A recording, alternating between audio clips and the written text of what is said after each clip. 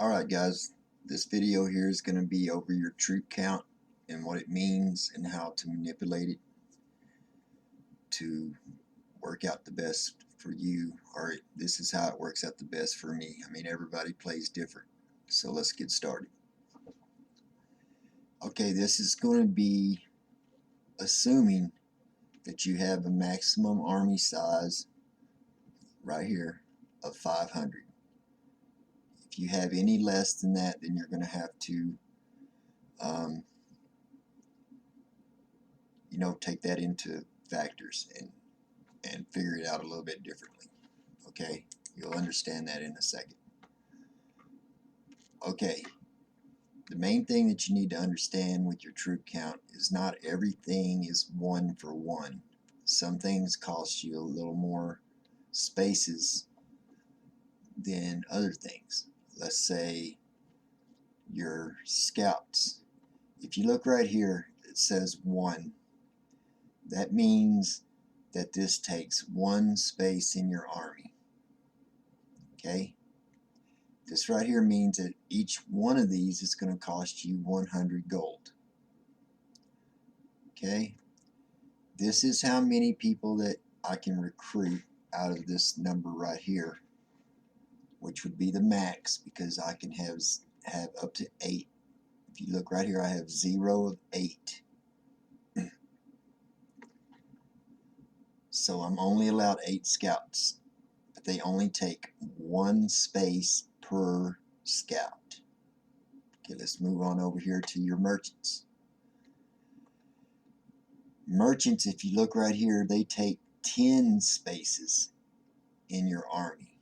So for each one of these guys that you have here, which I can have up to 25 in this village, and I have none right now, but if I was to get 1, if you look right here, I have 10 less spaces in my armies, in my spare units. So every time that I click this button, it's going to take 10 of these spaces away from me. So if I go into recruiting mode, I'm going to have less spaces for my peasant army to come in, and I don't want that. So whenever I'm trading, I'm trading. When I'm not trading, these guys are disbanded. I keep 0 merchants in my village unless I'm using them. And that's the whole reason why. It's because each one of these guys take up 10 bunks, and this is a war game, so you're always making troops, and you don't want this to interfere with this count. You try not to. I mean, once in a while it happens. We all do it. We all forget we got merchants in a village, and you go in there and see, oh damn, I was recruiting last night and I had 25 merchants in this village, which would have took up 250 bed spaces, meaning that my recruiting wouldn't have filled up 500 spots. I would have had villagers in my village eating my food instead of auto recruiting into my army. Okay? Now this one here, if you move over to the monks, this is a heavy hitter right here. If you look on this right here, it says unit space required 25. So this is going to take 25 spaces per monk. Okay, if you look right here, we're at 499. I'm going to take 1 monk. Now it's at 474. So that took 25 spaces out of my army for that 1 monk. So again, unless I'm using my monks, I never keep my monks. I never keep any monks in this. If you look in here on this page and there's a number on this side, that means that you have those guys recruited. So you want to make sure you go in there and click this button to disband them. I don't normally disband my scouts because I use them for auto scouting while I'm offline. The only time that I'll disband my scouts or not use auto scouting is if we're at war or something like that, but I'll explain that in another video. Okay, so I hope you guys got this. This is 1 troop count, 10 per 1. This is 25 spaces in your army per 1.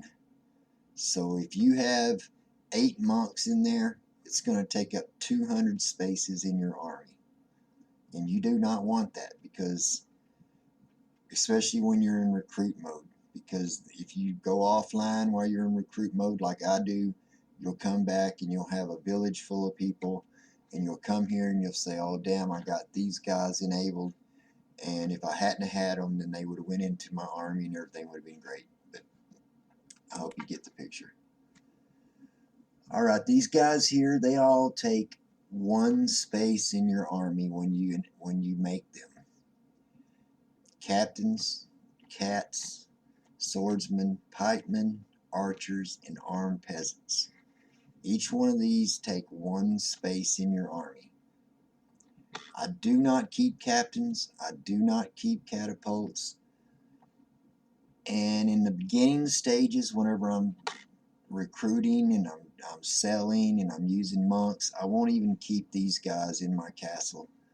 I might keep some archers on my walls to defend against some of the AI, but when I'm filling vassals and doing everything that I got to do in order to get my troops moved around the map, I'll usually keep them in armed peasants, and I'll make them into whatever I want to send them to wherever they're going. But until you get vassals, then I would suggest, if you're going to put some guys on your castle, maybe 25 of these guys on your keep and a couple of 100 archers on your castle, and then you'll have enough troop space left over to still use carts, still use monks, still use scouts.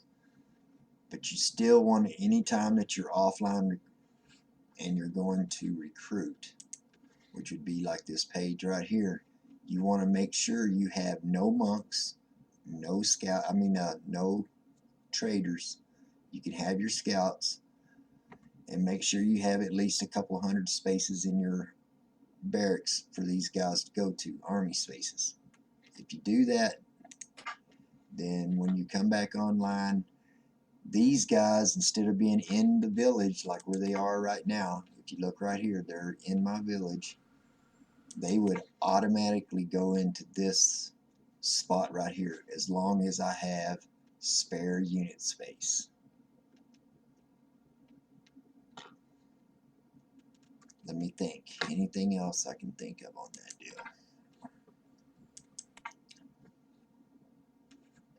Nope, I don't think so. So just work it like that, guys, and I guarantee you'll have plenty of troops. You won't be running out of spaces. You won't have peasants eating all your food while you're offline and you're recruiting.